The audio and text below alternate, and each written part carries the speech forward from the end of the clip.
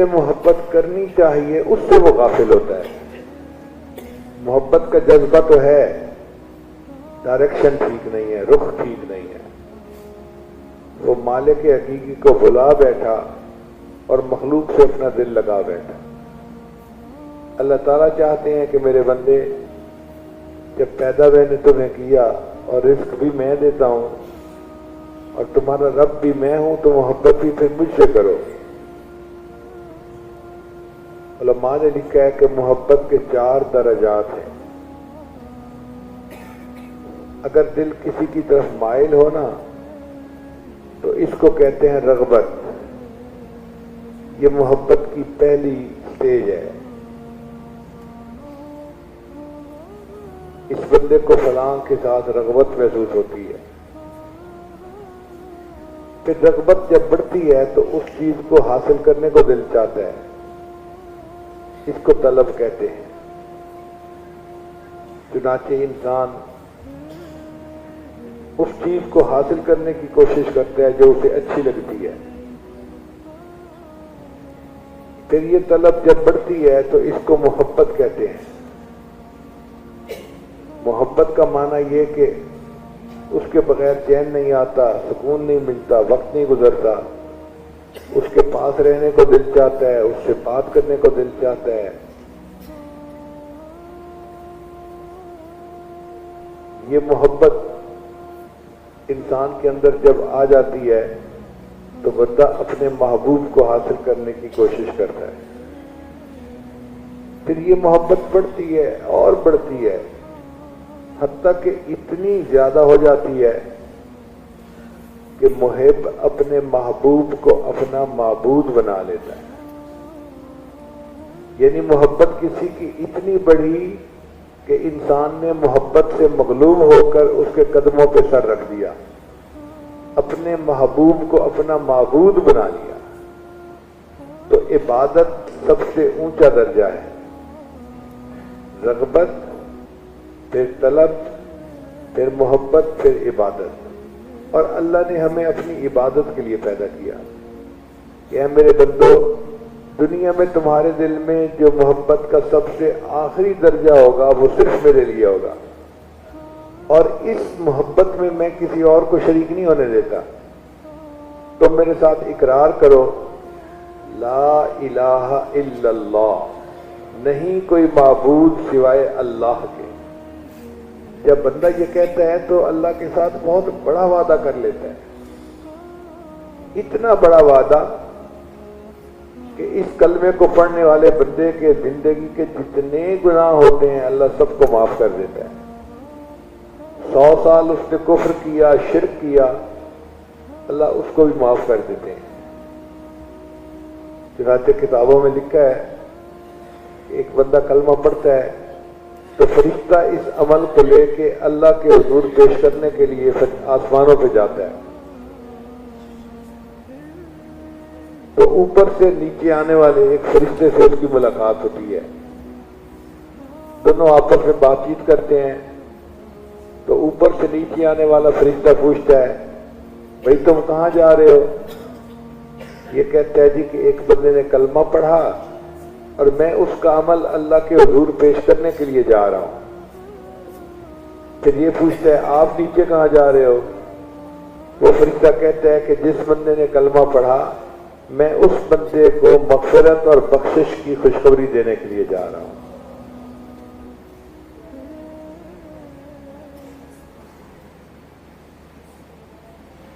نبی علیہ الصلوۃ والسلام نے جب ہجرت فرمائی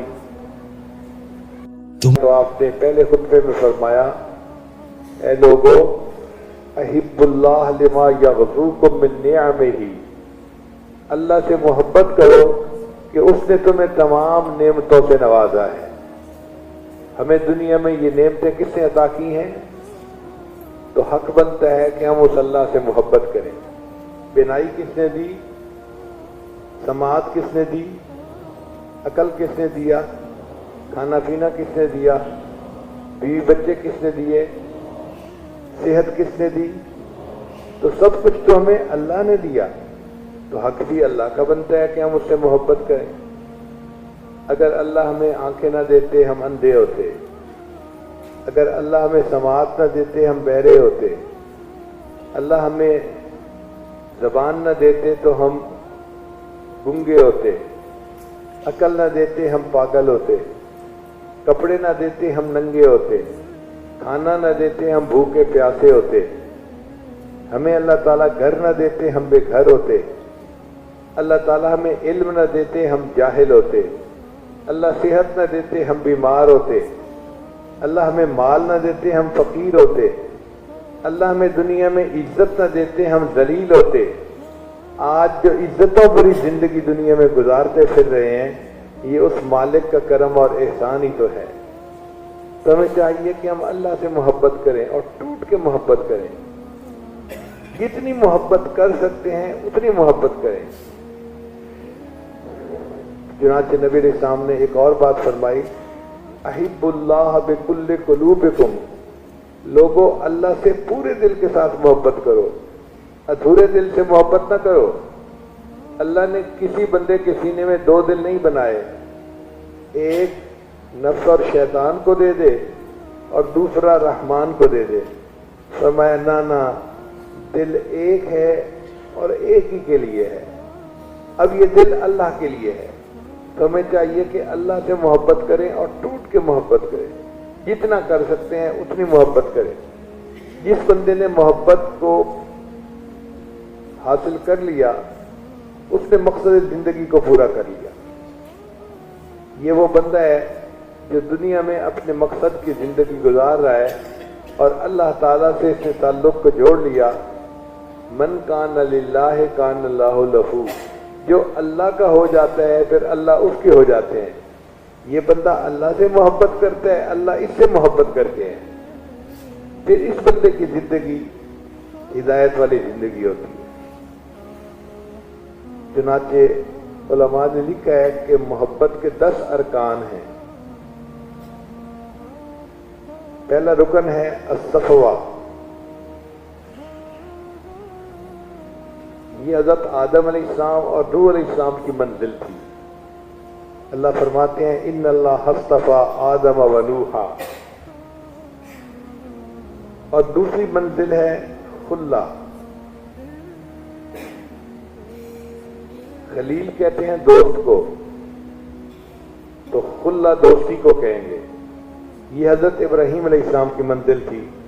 اللہ ارشاد فرماتے ہیں واتخذ اللہ ابراہیم خلیلا، واتخذ اللہ ابراہیم خلیلا، اللہ نے ابراہیم علیہ السلام کو اپنا خلیل بنا لیا۔ پھر تیسری منزل ہوتی ہے زہد فی الدنیا والرغبہ فی الآخرہ، کہ دنیا سے انسان زہد اختیار کرے اور آخرت کی طرف انسان کی رغبت ہو جائے۔ یہ حضرت اسحاق علیہ السلام کا مقام تھا۔ اللہ ان کے بارے میں فرماتے ہیں انا اخلصناہم بخالصۃ ذکر الدار۔ پھر چوتھی منزل ہے تقوی کی، یہ حضرت اسماعیل علیہ السلام کی منزل تھی۔ اللہ فرماتے ہیں وَاذْكُرْ اسماعیل، اسماعیل علیہ السلام کا تذکرہ کر دیا گیا۔ پھر پانچویں منزل ہے صدق کی، یہ حضرت یوسف علیہ السلام کی منزل تھی۔ اللہ فرماتے ہیں یوسف ایھا الصدیق، اے یوسف جو سچے ہیں۔ پھر چھٹی منزل کو کہتے ہیں قرب، یہ حضرت موسیٰ علیہ السلام کا مقام تھا۔ اللہ تعالیٰ فرماتے ہیں وَقَرَّبْنَاهُ نَجِيًّا۔ ساتویں منزل صبر کی تھی اور یہ ایوب علیہ السلام کی منزل تھی۔ اللہ تعالیٰ فرماتے ہیں اِنَّا وَجَدْنَاهُ صَابِرًا نِعْمَ الْعَبْدُ إِنَّهُ أَوَّابٌ۔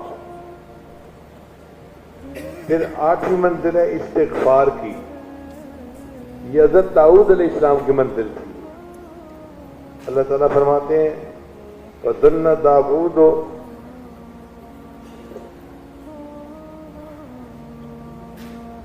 أَنَّمَا فَتَنَّاهُ فَاسْتَغْفَرَ رَبَّهُ، انہوں نے اپنے رب کے سامنے استغفار کیا۔ پھر نویں منزل ہے اوبا، یہ سلیمان علیہ السلام کی منزل تھی. اللہ ان کے بارے میں فرماتے ہیں وَوَهَبْنَا لِدَاوُودَ سُلَيْمَانَ نِعْمَ الْعَبْدُ إِنَّهُ أَوَّابٌ. اور 10ویں منزل ہے ذکر النعمہ. یہ حضرت عیسیٰ علیہ السلام کی منزل تھی. اللہ فرماتے ہیں یا عیسیٰ ابن مریم اذکر نعمتی علیک وعلی والدتک. اب ان تمام ارکان کو جمع کریں تو یہ جو کھچڑی بنتی ہے، جو مجموعہ بنتا ہے، اس کو محبت کہتے ہیں. اور یہ محبت مقام تھا ہمارے آقا حضرت محمد مصطفیٰ احمد مجتبیٰ صلی اللہ علیہ وسلم کا. اللہ تعالیٰ ان کے بارے میں فرماتے ہیں یا ایمان والو قل ان کنتم تحبون اللہ فاتبعونی یحببکم اللہ. اے ایمان والو اگر تم اللہ سے محبت کرتے ہو میری اتباع کرو، اللہ تم سے محبت کریں گے. یعنی تم تو عاشق بنے پھرتے ہو نا، تم میری اتباع کرو گے، سنت کی پابندی کرو گے، تم اللہ کے محبوب بن جاؤ گے، اللہ تم سے محبت کرنے لگ جائیں گے. دیکھیں یہ عجیب بات ہے، بندہ اللہ سے محبت کرے یہ کوئی اتنی بڑی بات نہیں. ہم عاجز ہیں، مسکین ہیں، محتاج ہیں، بندے ہیں، تو ہم تو اللہ سے محبت کریں گے کہ اس کے سوا ہمارا کوئی اور ہے ہی نہیں. اللہ تو غنی ہے اور مالک الملک ہیں، اللہ بندے سے محبت کریں یہ عجیب بات ہے، انوکھی بات ہے. تو نبی علیہ الصلوۃ والسلام کی اتباع کرنے سے اللہ بندے سے محبت کرنے لگ جاتے ہیں. اے اللہ سے محبت کرنے والو تم میری اتباع کرو، اللہ تم سے محبت کریں گے، تم اللہ کے محب بننے کی بجائے اللہ کے محبوب بن جاؤ گے، تم اللہ کے معشوق بن جاؤ گے. کیا رتبہ عطا کیا اللہ نے اپنے حبیب صلی اللہ علیہ وسلم کو. چنانچہ ایک درجہ ہے خلت کا، خلیل کا، اور ایک درجہ ہے حبیب کا. ان میں فرق یوں سمجھ لیں کہ ایک مرید ہے اور ایک مراد ہے. جو حبیب ہے وہ مراد ہیں اور جو خلیل ہے وہ مرید ہیں. قرآن مجید میں آپ اس کی 3 مثالیں میں پیش کرتا ہوں. حضرت ابراہیم علیہ السلام دعا مانگتے ہیں والذی اطمع ان یغفر لی، کہ میں امید کرتا ہوں کہ اللہ میری مغفرت فرمائیں گے. اور نبی علیہ السلام کے بارے میں اللہ فرماتے ہیں لِيَغْفِرَ لَكَ اللَّهُ مَا تَقَدَّمَ مِن ذَنبِكَ وَمَا تَأَخَّرَ. مانگا نہیں ہے، بن مانگے خوشخبری عطا فرما دی. اے میرے محبوب آپ کو تو اللہ نے اگلے پچھلے سب گناہوں کو معاف فرما دیا. پھر خلیل کو دعا مانگنی پڑی وَلَا تُخْزِنِي، اے اللہ مجھے رسوا نہ فرمانا. اور نبی علیہ السلام کا رتبہ دیکھیے، اللہ فرماتے ہیں یوم لا یخزی اللہ النبی والذین آمنوا معہ. اللہ اپنے حبیب کو اور ان کے ساتھ جو ایمان والے ہیں ان کو قیامت کے دن رسوا نہیں فرمائے گا.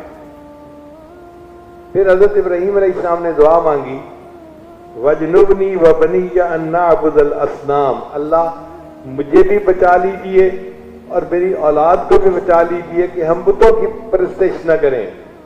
دعا مانگی.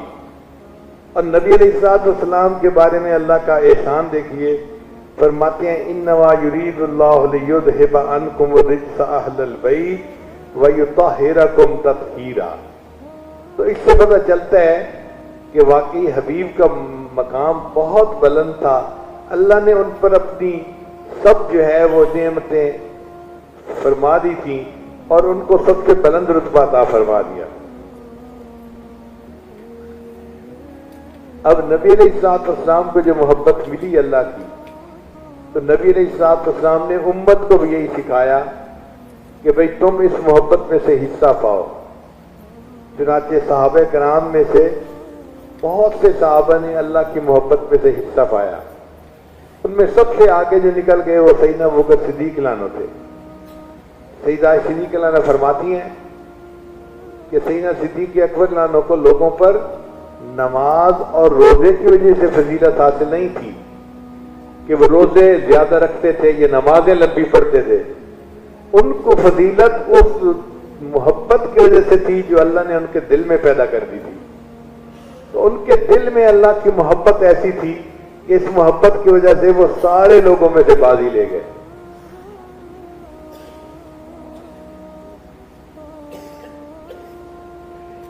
یہ محبت بھی عجیب چیز ہے، بندے کو بے حال کر دیتی ہے.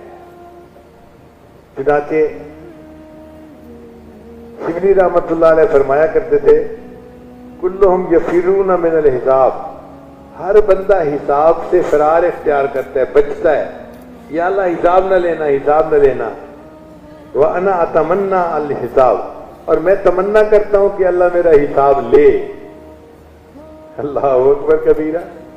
تو کسی نے پوچھا کہ شبلی یہ بات کیوں کر رہے ہو؟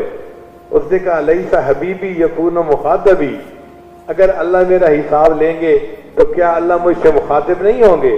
اور وہ رحیم ہے، اگر وہ یہ بھی کہہ دیں گے نا کہ تم جہنم کے اندر چلے جاؤ تو ان کے خطاب کا مزہ مجھے اس سے بھی زیادہ آئے گا. چنانچہ جس بندے کے دل میں اللہ کی محبت بھر جاتی ہے، اللہ تعالیٰ اس کے بارے میں فرماتے ہیں انظر الیہ فی کل یوم 70 نظرۃ، کہ میں ایسے بندے کے دل کو ایک دن میں 70 مرتبہ محبت کی نظر سے دیکھتا ہوں. جیسے ماں ہر دن میں اپنے بچے کو درجنوں مرتبہ محبت کی نظر سے دیکھتی ہے، اسی طرح جو بندہ اپنے دل کو اللہ کی محبت سے بھر لیتا ہے، اللہ اس بندے کے دل کو ایک دن میں 70 مرتبہ محبت کی نظر سے دیکھتے ہیں. یہ کتنی بڑی نعمت ہے کہ اللہ تعالیٰ محبت کی تجلی فرمائے اور بندے کا دل اس کو برداشت کر لے.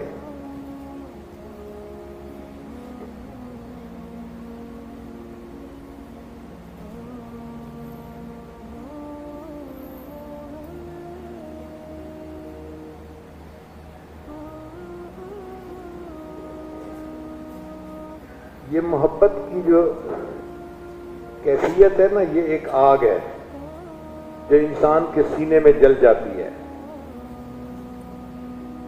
چنانچہ حدیث پاک میں آتا ہے کہ جہنم نے ایک مرتبہ اللہ سے پوچھا کہ یا اللہ اگر میں آپ کی نافرمانی کروں تو آپ کیا کریں گے؟ تو اللہ نے فرمایا کہ میں تیرے اوپر ایک ایسی آگ کو مسلط کروں گا جو تجھ سے بھی زیادہ تیز ہوگی. تو جہنم نے پوچھا اللہ کون سی آگ مجھ سے تیز ہے؟ اللہ نے فرمایا کہ میری محبت کی آگ جہنم کی آگ سے بھی زیادہ تیز ہے. چنانچہ حدیث پاک میں ہے کہ مومن جب قیامت کے دن پل صراط سے گزرنے لگے گا تو جہنم کی آگ کہے گی اسرے یا مومن، مومن جلدی گزر، ان نورک کا اطفاء ناری، تیرے دل کے نور نے میری آگ کو بجھا دیا.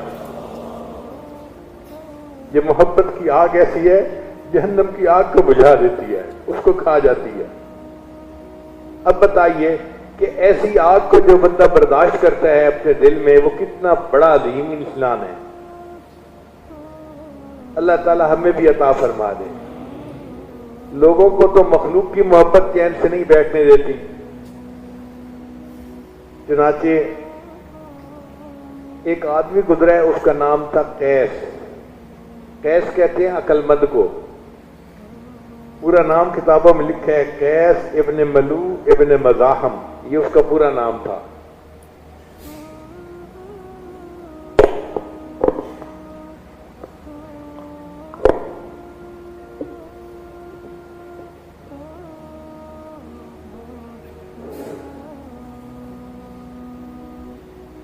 اب یہ نوجوان سمجھدار تھا، عقل مند تھا، لیکن یہ اپنی چچا زاد بہن کے اوپر عاشق ہو گیا.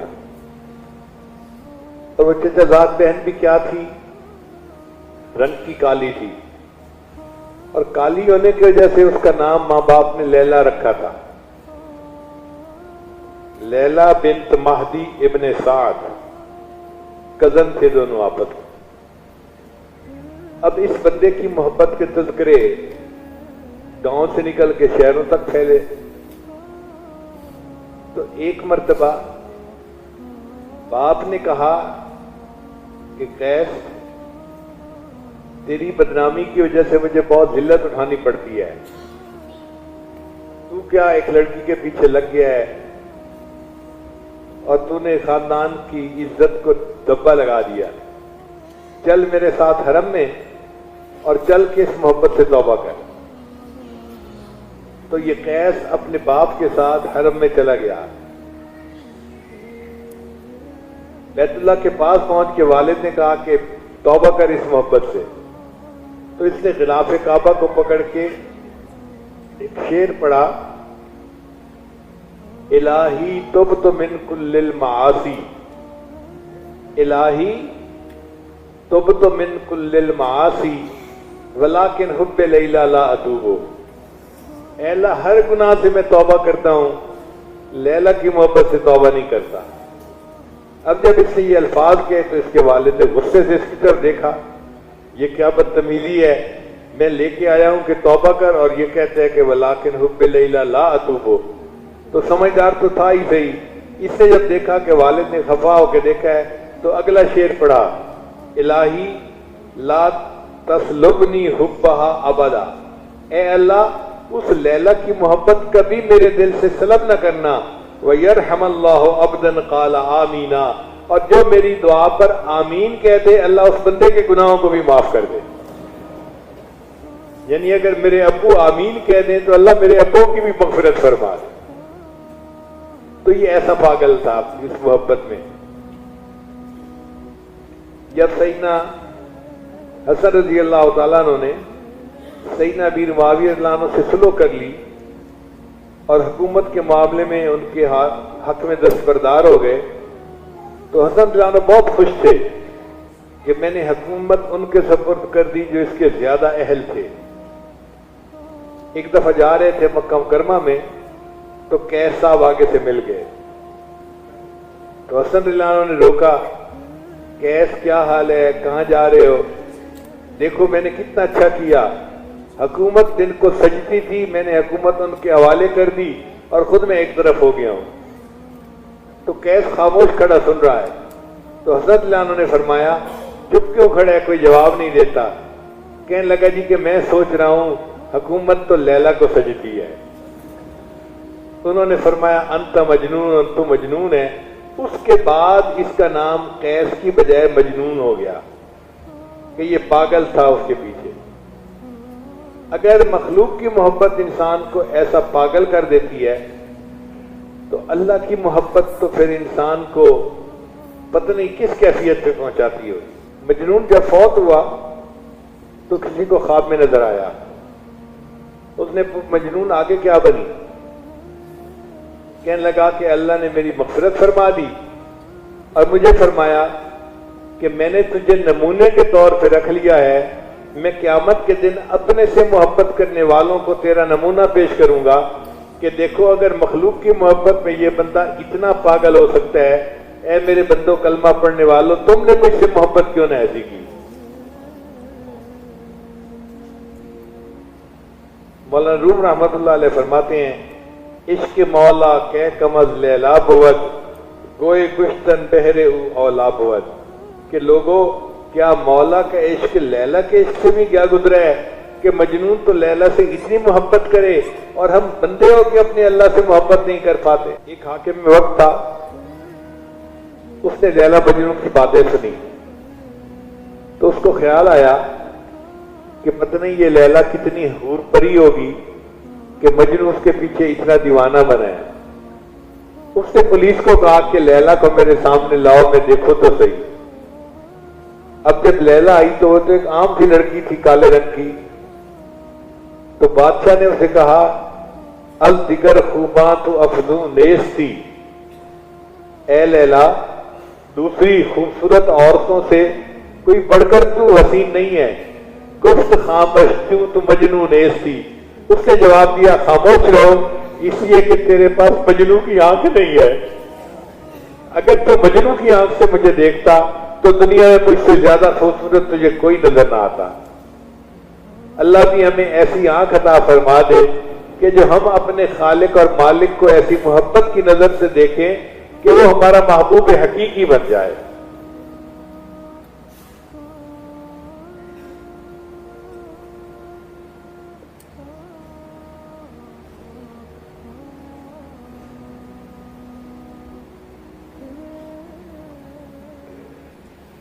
امیر خسرو رحمۃ اللہ علیہ کے فارسی کے کچھ اشعار ہیں، بہت لاجواب اشعار ہیں، اس کے کوئی شک نہیں۔ فرماتے ہیں جاز تن بردی و در جانی ہنوز، اے محبوب آپ نے میرے تن سے جان تو نکال لی اور خود آپ میری جان بن گئے۔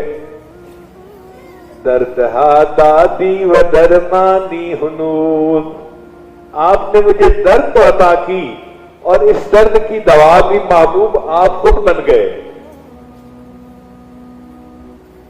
آشکارا سینام بشکاپتی ہم چنا در سینہ پنہانی ہنوز، اے محبوب تیرے پلکوں کے تیر نے تو میرے سینے کو چیر کے رکھ دیا، اور اس چیرے ہوئے سینے میں محبوب آپ ہی تو چھپ کے بیٹھے ہوئے ہیں۔ ملک دل کر دی خراب از تیغ ناز، اے محبوب آپ نے ناز کی تلوار سے میرے دل کی دنیا کو خراب کر دیا۔ آپ سے پہلے میرے دل میں بہت محبتیں تھیں، مال کی محبت، جمال کی محبت، دنیا کی محبت، یہ محبت، کتنی محبتیں تھیں جن سے میرا دل آباد تھا۔ آپ کی ناز کی تلوار ایسی چلی کہ میرے دل سے سب ما سوا کی محبتوں کو آپ نے نکال دیا۔ ملک دل کر دی خراب از تیغ ناز وَأَنْدَرِي ویران سلطانی ہنود، اور اے محبوب اس ویرانے میں ابھی بھی سلطانی تو آپ ہی کی ہے، بادشاہت تو آپ ہی کی ہے۔ آپ نے میرے دل کو ویران تو کر دیا مگر اس ویرانے کی بادشاہی بھی آپ ہی کے پاس ہے۔ اور پھر آخری بات کرتے ہیں، قیمت خود ہر دو عالم گفتئی، اے محبوب آپ نے اپنے وصل کی قیمت بتائی ہے کہ دونوں جہان کی تمناؤں کو چھوڑ دو۔ قیمت خود ہر دو عالم گفتئی نرخ بالا کن کے ارزانی ہنود، اے محبوب قیمت بڑھا دیجئے، یہ تو بڑا سستا سودا ہے جو آپ نے پیش کیا ہے۔ آپ کی خاطر دو عالم کی تمناؤں کو چھوڑ دینا کون سا مشکل کام ہے؟ تو واقعی جس کو اللہ سے محبت ہوتی ہے وہ تو اپنا سب کچھ اللہ کے نام پہ قربان کر دیتا ہے۔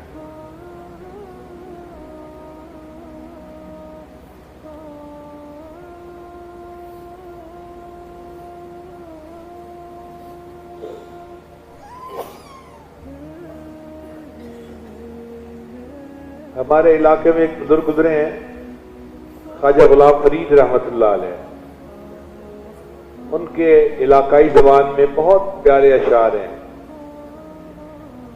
ان کے ذرا اشعار سنیے، میں کچھ ترجمہ بھی کر دوں گا اور امید ہے آپ سمجھ جائیں گے۔ فرماتے ہیں میڈا عشق بھی تو میڈا یار بھی تو، میڈا سے مراد میرا، اے اللہ آپ میرا عشق بھی ہے اور آپ ہی میرے یار ہیں۔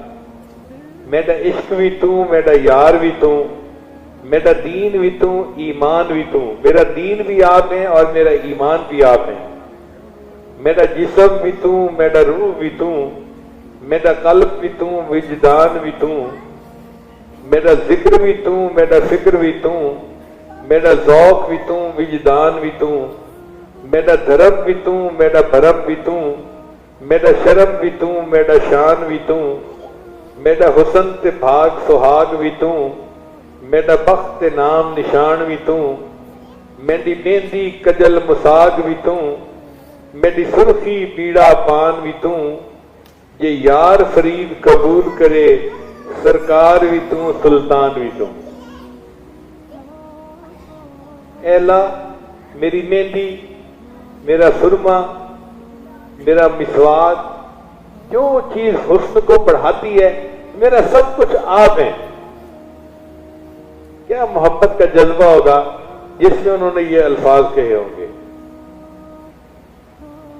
اور واقعی یہ محبت پھر انسان کو بیگانہ کر دیتی ہے مخلوق سے، اور انسان اللہ کی محبت میں دیوانہ ہو جاتا ہے۔ شاعر کہتے ہیں شہ بے خودی نے عطا کیا مجھے اب لباس برہنگی، کہ اللہ رب العزت نے مجھے اپنی محبت میں وہ مقام دیا کہ اب میرے جسم پہ کپڑا نہ بھی ہو تو مجھے اس کا پتہ نہیں چلتا. شہ بے خودی نے عطا کیا مجھے اب لباس برہنگی، نہ خرد کی بخیہ گری رہی، نہ جنوں کی پردہ دری رہی. عقل کپڑا پھٹ جائے تو اس کو سیتا ہے، بخیہ گری اس کو کہتے ہیں. نہ خرد کی بخیہ گری رہی، نہ جنوں کی پردہ دری رہی. وہ عجب گھڑی تھی کہ جس گھڑی لیا درس نسخہ عشق کا. یعنی جب اللہ نے الستو بربکم فرمایا تھا اس کے بارے میں کہتے ہیں وہ عجب گھڑی تھی کہ جس گھڑی لیا درس نسخہ عشق کا، کہ کتاب عقل کی طاق پر جو دھری تھی سو وہ دھری رہی. عقل کی کتاب طاق کے اوپر دھری تھی وہ وہی پڑی رہی، اور میں نے اپنے اللہ سے عشق کا نسخہ حاصل کر لیا.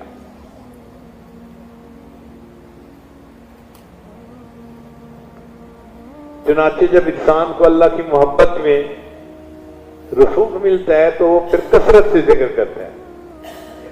اس لیے اللہ تعالیٰ قرآن مجید میں فرماتے ہیں یا ایھا الذین آمنوا اذکروا اللہ ذکرا کثیرا، اے ایمان والو اللہ کا ذکر کثرت کے ساتھ کرو. آپ دیکھیں ماں کو بچے کے ساتھ محبت ہوتی ہے، ہر وقت بچے کی باتیں کرتی ہے، ایک گھنٹہ نہیں گھنٹوں باتیں کرتی ہے، سارا دن بچے کی باتیں کر رہی ہوتی ہے، تھکتی نہیں ہے. موقع ملتا ہے تو بچے کی بات چھیڑ دے گی. میرا بیٹا دودھ کو دودھو کہتا ہے، اس نے یوں کیا میں نے یوں کیا، میرا بیٹا یوں کرتا ہے میرا بیٹا یوں کرتا ہے. ایسے لگتا ہے کہ جیسے اس کو بچے کے تذکرے سوا اور کوئی چیز اچھی نہیں لگتی. یہی حال بندے کا ہو جاتا ہے کہ جب اس کو اللہ سے محبت ہوتی ہے تو اللہ تعالیٰ کے تذکرے کے سوا اس کو کچھ اچھا ہی نہیں لگتا.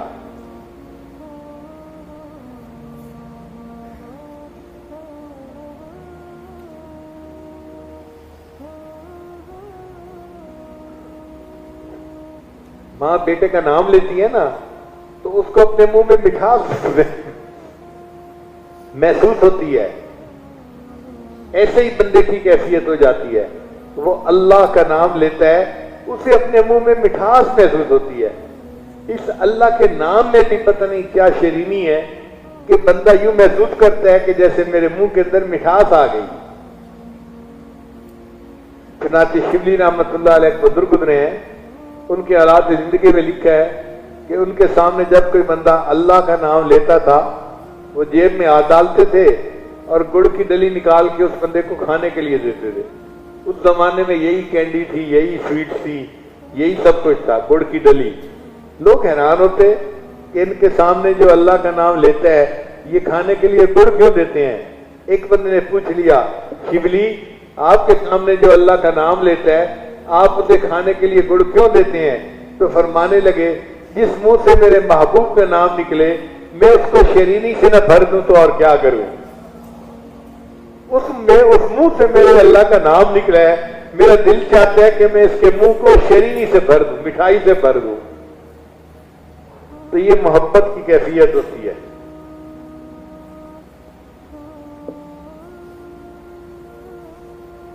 اس لیے اللہ کا ذکر کثرت کے ساتھ کرنا چاہیے.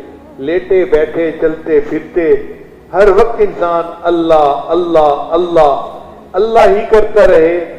اتنا کرے کہ انسان کے اوپر رنگ چڑھ جائے. خانقاہ فضلیہ میں دو بوڑھے آدمی تھے تو وہ بیٹھے ایک دوسرے سے جھگڑ رہے تھے. ایک بوڑھا دوسرے کا گریبان پکڑ کے کھینچتا اور کچھ کہتا، پھر وہ اس کا گریبان پکڑ کے کھینچتا.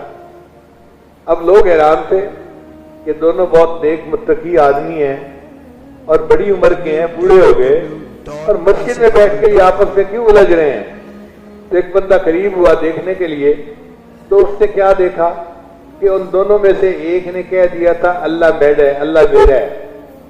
تو جب اس نے یہ کہا نا کہ اللہ میرا ہے تو دوسرے سے برداشت نہیں ہو سکا. اس نے اس کا گریبان پکڑ کے جھنجھوڑا اور کہا نہیں اللہ میرا ہے. اب وہ کہتا تھا اللہ میرا ہے، کبھی یہ کہتا تھا اللہ میرا ہے. آپ بتائیں ان دونوں کے دلوں میں اللہ کی محبت کا کیا حال ہوگا؟ اللہ میڈ ہے اور اللہ میڈ ہے، تو محبت کی پھر یہ کیفیت ہو جاتی ہے۔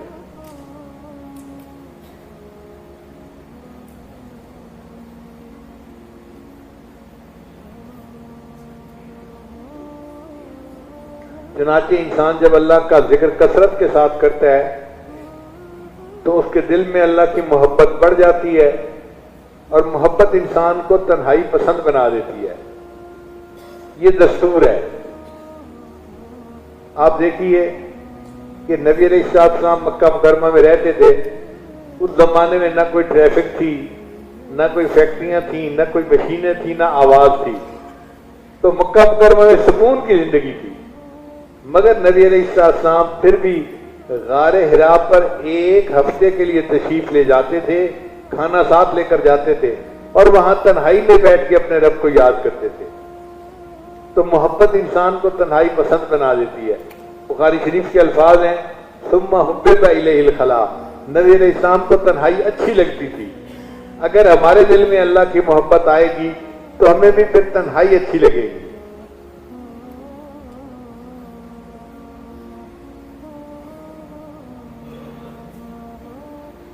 پھر بندے کا دل چاہتا ہے کہ اپنے محبوب کے ساتھ رہے، تو بندہ اللہ کے ساتھ کیسے رہ سکتا ہے؟ اللہ کا ذکر کثرت سے کرنے سے۔ چنانچہ حدیث مبارکہ میں ہے کہ اللہ تعالیٰ نے فرمایا، اتحب ان اسکن معک فی بیتک یا موسیٰ، اے موسیٰ علیہ السلام، کیا آپ اس بات کو پسند کرتے ہیں کہ میں آپ کے ساتھ آپ کے گھر میں رہوں؟ اب موسیٰ علیہ السلام تو اللہ کے عاشق تھے، محب تھے۔ جب انہوں نے یہ پیغام سنا، فخر للہ ساجدہ، غش کھا کے گر گئے۔ جب طبیعت سنبھلی تو انہوں نے اللہ سے پوچھا، کیف تسکن معی فی بیتی، اے اللہ آپ میرے ساتھ میرے گھر میں کیسے رہ سکتے ہیں؟ اللہ تعالیٰ نے جواب دیا، انا جلیس مع من ذکرنی، اے موسیٰ علیہ السلام، جو بندہ میرا ذکر کرتا ہے میں اس کا ہم جلیس ہوتا ہوں، وہ جتنی دیر ذکر کر رہا ہوتا ہے میں اس کے ساتھ ہوتا ہوں۔ تو جب محبت کے وجہ سے انسان کا دل چاہے کہ اللہ کے ساتھ وقت گزاروں تو سالک ذکر کرتا ہے ایسے جیسے وہ اللہ کے ساتھ وقت گزار رہا ہو۔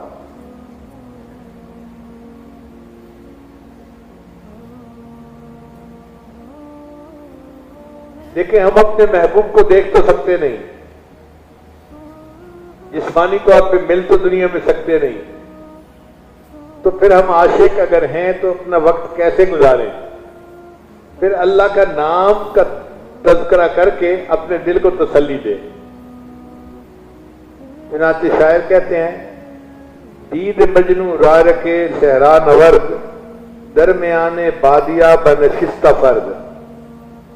ایک مسافر نے دیکھا کہ صحرا میں ایک جگہ مجنوں بیٹھا ہوا ہے، کردہ صفحے ریگ انگشتاں قلم، اس نے ریت کو تو صفحہ بنایا ہوا ہے اور اپنی انگلی کو اس نے قلم بنایا ہوا ہے۔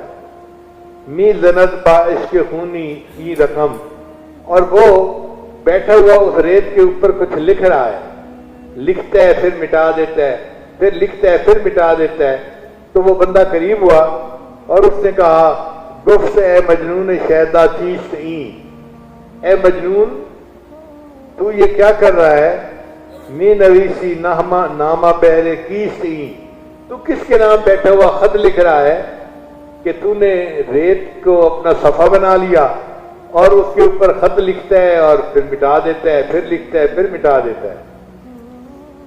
گفت مشق نام لیلا می کنم، مجنون نے جواب دیا کہ دیکھے میں تو اپنی محبوبہ کا نام بار بار لکھ رہا ہوں، خاطر خضرات تسلی میدہم، اس کا نام لکھنے سے مجھے تسلی ہو جاتی ہے، میں بار بار محبت سے اس کا نام لکھتا ہوں اور اپنے دل کو تسلی دے دیتا ہوں۔ کیوں میسر نیست من را کام او، عشق بازی می کنم با نام او، کیونکہ مجھے اپنے محبوب حاصل تو نہیں اس کی ملاقات، لہذا میں اس کے نام سے لکھ لکھ کے اپنے دل کو بیٹھا تسلی دے رہا ہوں۔ یہی حال مومن کا ہے کہ وہ دنیا میں اللہ تعالیٰ کو دیکھ تو سکتا نہیں، ملاقات تو ہو نہیں سکتی، تو وہ اپنے دل کو تسلی کیسے دے؟ تو ہمیں فرمایا ہمارے بزرگوں نے کہ اللہ کا ذکر کثرت کے ساتھ کرو. جتنا اللہ اللہ اللہ اللہ کرتے رہو گے دل کو تسلی ملتی رہے گی اور دل کو سکون آ جائے گا.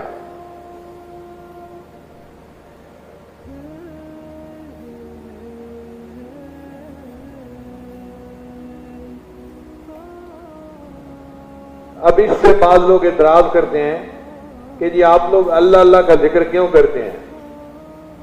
وہ کہتے ہیں ذکر کرنا چاہیے سبحان اللہ الحمدللہ، وہ بھی ٹھیک ہے، لیکن اللہ اللہ کا ذکر بھی محب کو مزہ دیتا ہے. وہ کہتے ہیں جی حرف ندا لگانا ضروری ہے، یا اللہ کہیں. حرف ندا لگانا ضروری نہیں ہوتا. آپ دیکھیں اللہ تعالیٰ قرآن میں فرماتے ہیں یوسف ایھا الصدیق، تو یوسف سے پہلے اللہ نے کوئی نا اللہ لفظ نہیں لگایا، صرف یوسف کہا. تو جہاں محبت کا معاملہ ہوتا ہے وہاں بندہ صرف اللہ کہتا ہے تو وہ گویا اپنے محبوب کو پکار رہا ہوتا ہے، اس کو تسلی مل جاتی ہے. اب جن کو محبت نہیں ان کو اللہ کا نام پڑھنے سے کچھ ہوتا ہی نہیں. میرا واسطہ پڑ گیا ایک دفعہ غیر متعلق سے، مجھے کہنے لگا پیر صاحب آپ کو اللہ اللہ کرنے کے سوا کوئی کام نہیں. تو میں نے اس کے سامنے ہاتھ جوڑے، میں نے کہا خدا کے واسطے قیامت کے دن اللہ کے سامنے یہی گواہی دے دینا کہ اللہ اس بندے کو دنیا میں اللہ اللہ کرنے کے سوا کوئی کام ہی نہیں تھا، میرا کام بن جائے گا. اس کو چھوٹی چیز سمجھتے ہیں.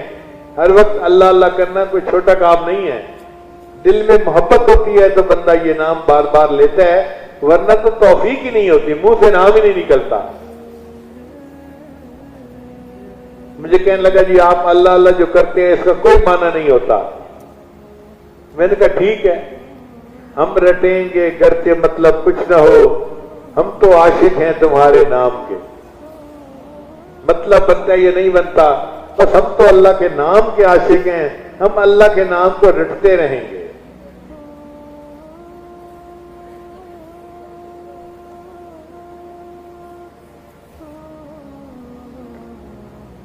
پھر کہنے لگا کہ اچھا کہیں اللہ کے نام کا ذکر کرنے کا حکم ہے؟ ان کا بالکل حکم ہے. اللہ فرماتے ہیں وَاذْكُرِ اسْمَ رَبِّكَ، ذکر کر اپنے رب کے نام کا. میں نے کہا بتاؤ رب کا نام کیا ہے؟ کہتے ہیں اللہ. میں نے کہا پھر دیکھو اللہ کا ذکر کرنے کا حکم ہے یا نہیں؟ کہنے لگا اچھا کوئی اور آیت بتائے.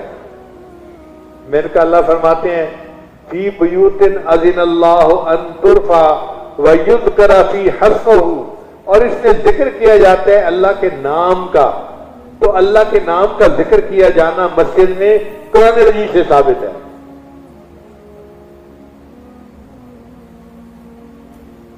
اچھا جی آپ بار بار اللہ اللہ اللہ اللہ کیوں کہتے ہیں؟ میں نے کہا دیکھیں نبی علیہ السلام نے ارشاد فرمایا لا تقوم الساعة، اس وقت تک قیامت قائم نہیں ہوتی حتی یقال فی الارض اللہ اللہ، جب تک کہ دنیا میں اللہ اللہ کہا جاتا رہے گا. تو نبی علیہ السلام نے ایک دفعہ اللہ نہیں کہا، 2 مرتبہ فرمایا. 2 مرتبہ فرمایا نا، حتی یقال فی الارض اللہ اللہ. میں نے کہا ہم بھی یہی کرتے ہیں کہ بیٹھتے ہیں تو اللہ اللہ اللہ اللہ، جو کہ حدیث میں آیا ہے اللہ اللہ اللہ اللہ کہتے رہتے ہیں حدیث کے مطابق. اس میں آپ کو کیا جو ہے وہ مشکل ہے؟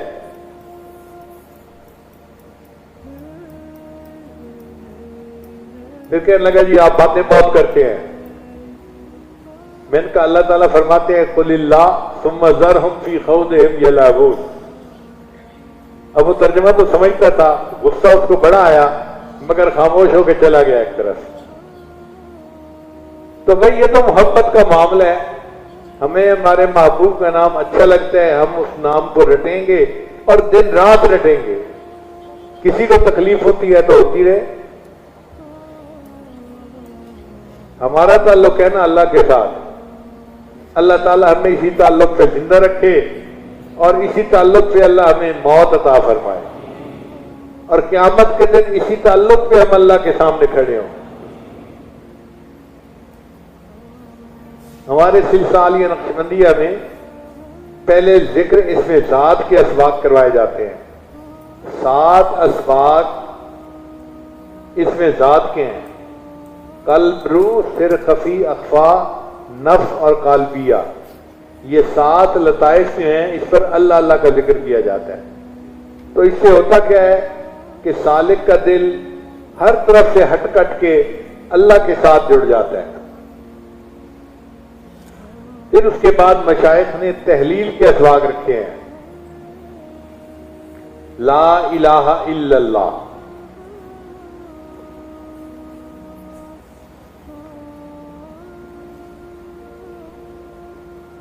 یہ لا الہ الا اللہ کیا ہے؟ اس کو کہتے ہیں نفی اثبات. لا الہ نفی ہے اور الا اللہ اثبات ہے، تو نفی اثبات بن گیا. اور یہ نفی اثبات جو ہے یہ ایسے ہے کہ جیسے دل کے اوپر جو اللہ اللہ کے کہنے کی وجہ سے کچھ کیفیات تھی نا، اس کو بھی مٹا دیتا ہے، بالکل دل کو صاف کر کے رکھ دیتا ہے. اس لیے یہ کلمہ بہت بھاری ہے. حضرت موسیٰ علیہ السلام نے اللہ تعالیٰ کی خدمت میں عرض کی کہ یا اللہ، میں آپ کا کلیم ہوں، آپ مجھے کوئی ایسا تحفہ دیں کہ جو انوکھا ہو. اللہ نے فرمایا موسیٰ علیہ السلام پڑھا کرو لا الہ الا اللہ. اللہ یہ تو ساری مخلوق پڑھتی ہے. اللہ نے فرمایا میرے کلیم، اگر اس ایک کلمے کو ایک پلڑے میں رکھ دیا جائے اور دوسرے پلڑے میں 7 زمین 7 آسمانوں کو رکھ دیا جائے تو کلمہ ان سب سے زیادہ بھاری ہو جائے. تو کلمہ 14 طبق سے بھاری ہے. وجہ کیا ہے کہ کلمے میں اللہ کا نام ہے اور اللہ کے نام سے کوئی چیز بھاری نہیں ہو سکتی. حدیث مبارکہ میں آتا ہے کہ ایک بندہ قیامت کے دن پیش کیا جائے گا، اس کے 99 دفتر گناہوں کے ہوں گے اور اس کے مقابلے میں نیکیاں تھوڑی سی ہوں گی. تو پھر فرشتہ کہے گا اس کا اگر کوئی اور عمل ہے تو وہ بھی لے آؤ. تو ایک چھوٹی سی پرچی، چھوٹا سا کاغذ کا ٹکڑا، وہ اس کے نیکیوں کے پلڑے میں ڈالا جائے گا اور وہ اتنا بھاری ہوگا کہ 99 دفتر گناہوں سے زیادہ بھاری ہوگا اور وہ بندہ جنت جانے کے قابل بن جائے گا. تو جب کہا جائے گا جی کہ کاغذ پر کیا لکھا ہے کہ یہ اتنا بھاری نکلا، اس کاغذ پر اس نے جو کلمہ پڑھا تھا وہ عمل لکھا ہوگا. علماء نے کہا کہ یہ کلمہ اتنا بھاری ہے، اس کے مقابلے میں 99 دفتر گناہوں کے بھی تھوڑے ہو جائیں گے اور کلمہ ان سے بھاری ہو جائے گا.